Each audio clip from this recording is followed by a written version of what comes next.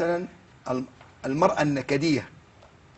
المرأة النكدية دي مع عنوان لمرأة من المجتمع، لكن حتة النكدية دي بتعذب الحولة وبتعذب بيتها، والمعذب أكتر هو بيكون الراجل.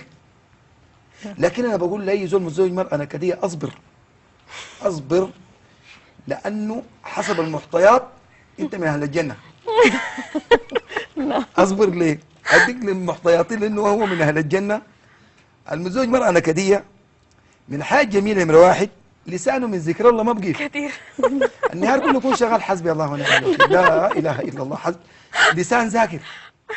لو هي ما كانت نكديه ما كان لسان ذكر، بيكون انسان ذاكر. دي واحد. اثنين، بيغض النظر، لانه حقيقه بتكرهوا لك النسوان شد طبعا لاي مرة كويس.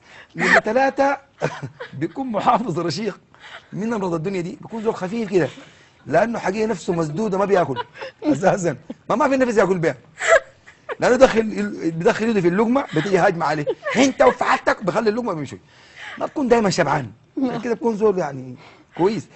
الفائده الرابعه المهمه، بتغوص صله الرحم، لانه الراجل ما بيجي البيت طوالي، تلقي لا في عمات وخالات وبنات خالته بلفلف لحد اخر الليل، يجي زول نوم ما تدور البيت وعشان كده ما يمشي وين، يعمل كلها زيارات. هنا هي نكديه، لكن بهناك يعني سعادته في ناحيه ايجابيه جو صله رحمه. ايوه بقى ما بينظر.